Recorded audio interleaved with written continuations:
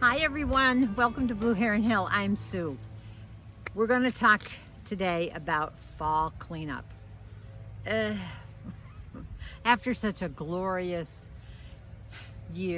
season of growing produce and harvesting that produce and processing all that produce, and my pantry is full and I feel wonderful about the garden and how it produced this year.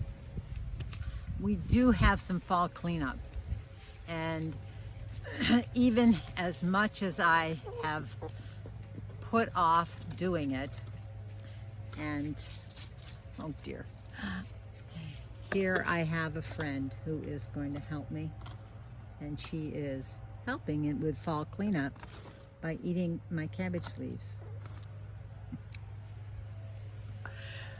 Well, if I could enlist their aid in cleanup, I would, but I'm sure I can't keep them on task. But my gardens are in need of a fall cleanup, and I like to do this now. I still have some energy for it because, you know, when spring comes, all you want to do is plant. I don't want to have to rip out all this old stuff and tend my gardens up and get them ready. I want to be ready to just go and plant. So I divide my space up into 3 different parts. One's my vegetable garden, the other is my flower garden, and the third is lawn and yard. Let's start with the vegetable garden. Okay, so anything that's dead and dying is going. I usually clip things off at soil level and leave those roots in the ground. Now, some of those roots, I have some brassicas over here, my Chinese cabbage. If I leave those in the ground, they will sprout again in the spring. If I mulch them up carefully enough, they have a chance of wintering over and resprouting. Not every plant will do that. You just need those cold, hardy plants that will do that. Now, I do have some broccoli stems still in here. I will chop and drop those leaves, which is I did with the broccoli. Behind me is those cabbage and cauliflower, and when they're totally finished, if I haven't fed those leaves to the animals, I'm just going to chop those leaves off and drop those right in the bed, and then proceed to amend the bed as I normally would. Now, I do most of my beds. I've pulled up all of my tomatoes. The tomato foliage, this is the one plant where I do not compost the foliage. Tomato plants are a harbinger of mold and mildew and some other tomato diseases that always seem to come on in my garden too. This year I was very lucky and didn't have any kind of a blight with my tomatoes, or I didn't have any mildew or anything like that. But anyway, I take that foliage and it gets deposited out in my woods and composts naturally over there. I don't stick it in my compost pile where I'm going to be then reintroducing it to my gardens. So there are a couple gardens that I have these that are yet to be harvested, and then the only other garden that I am not going to address is the patch where I planted my garlic. If you saw me in that video, and I will put a link up there, I planted my garlic and I heavily mulched it to keep the soil as warm as I can, or to keep my soil as protected as I can during the winter months.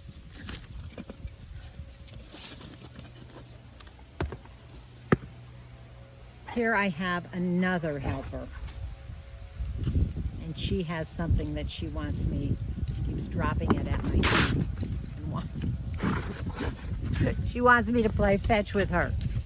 If they would only work for helping me out here. Then I'll play fetch with you. Another thing that doesn't get composted in my compost pile are squashes. That powdery mildew, always I get that towards the end.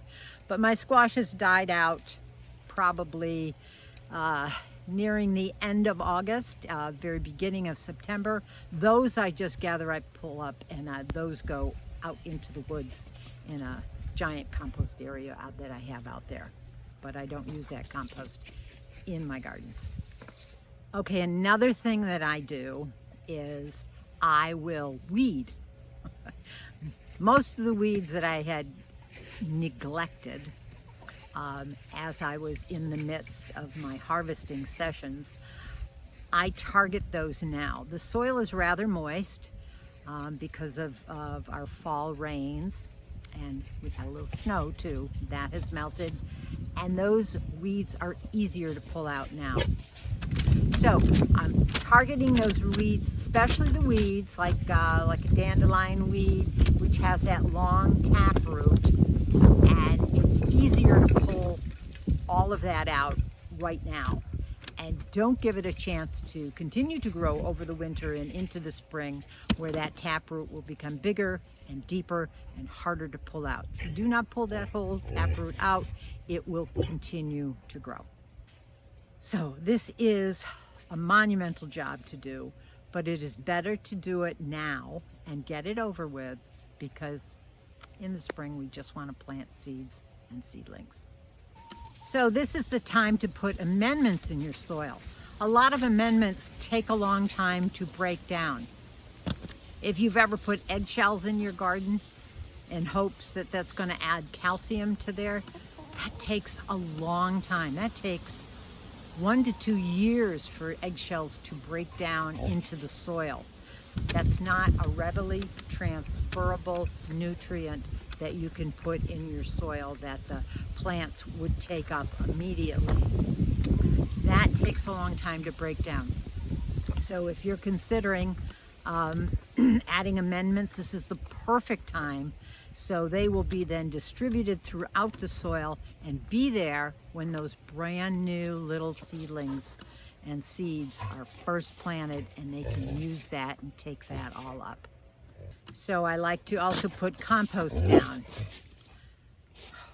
You are so annoying. You are so annoying. Yes, you are. I'm not going to play. Not now. Not now.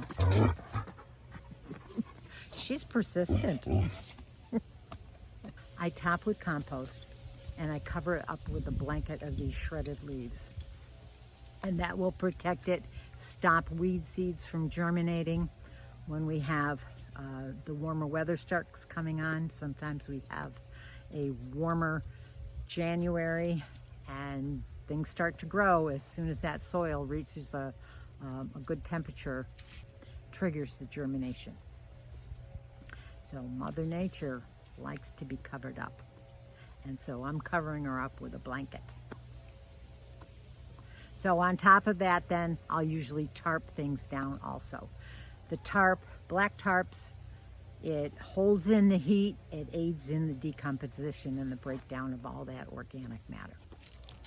I have a different approach with my flower garden. So after digging up my tender perennials that I store for replanting in the spring, those mostly they're tubers, for instance these calla lilies, and then I have dahlias too that will not survive the winter here. So then I cut back most all of my other plants, except for anything that has a seed head, like these coneflowers.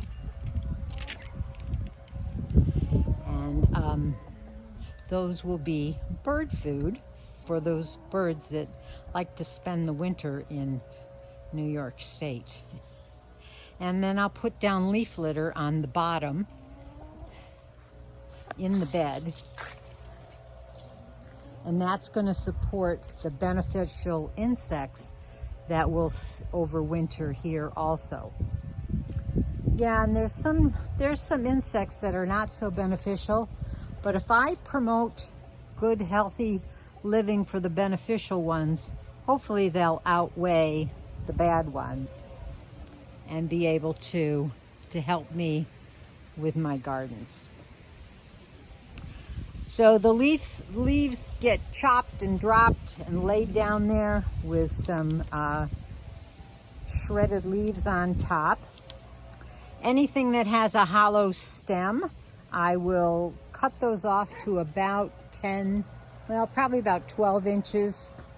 And that hollow stem may help some native bees find an overwintering spot. So any of the compostable material that stays in the bed is going to add nutrients to the soil, and it's going to help with weed control, and it's going to keep the roots warm. And we have other ladies that are in there doing a fine job of helping with the decomposition. More flower gardens over here. A lot of hostas that have died away, and those I will chop. This one, for instance, I'm going to cut those leaves all off, and they'll just stay in the beds. So with lawns, you like to target those areas that the leaves are going to accumulate, because when they accumulate, they're going to mat down and smother out your grass. This works in gardens, but it doesn't work in lawns. Not good for lawns. So use a mulching lawnmower that bags up all of those shredded leaves, and put those in your compost or on top of your vegetable gardens or in your flower gardens to retain all of that good nutrients that it'll get when they decompose. Now, if you don't have a shredder, I'll put a link in the corner here to a method that I use to shred up my leaves. A lot of people like to do what I call a clean sweep, where they rake out all the debris, pull up all of the dead annuals, and cut all the perennials down right at the root level, and have their gardens bare and ready to go, as they would say, in the springtime.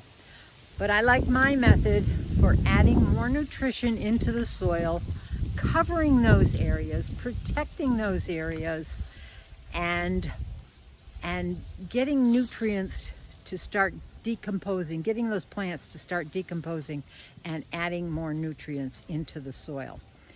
So if you get it all done in the fall and find a nice, beautiful fall day like we have today, and get a lot of this stuff done or started, then you won't have to do it in the spring. And you can be more excited about planting those seeds and planting those new seedlings. So thank you for following along with me on this video. Give me a thumbs up if you like the content. Let me know, how do you tackle your fall cleanup? Or if you even do a fall cleanup. So until the next time that we can go digging in the dirt, happy gardening.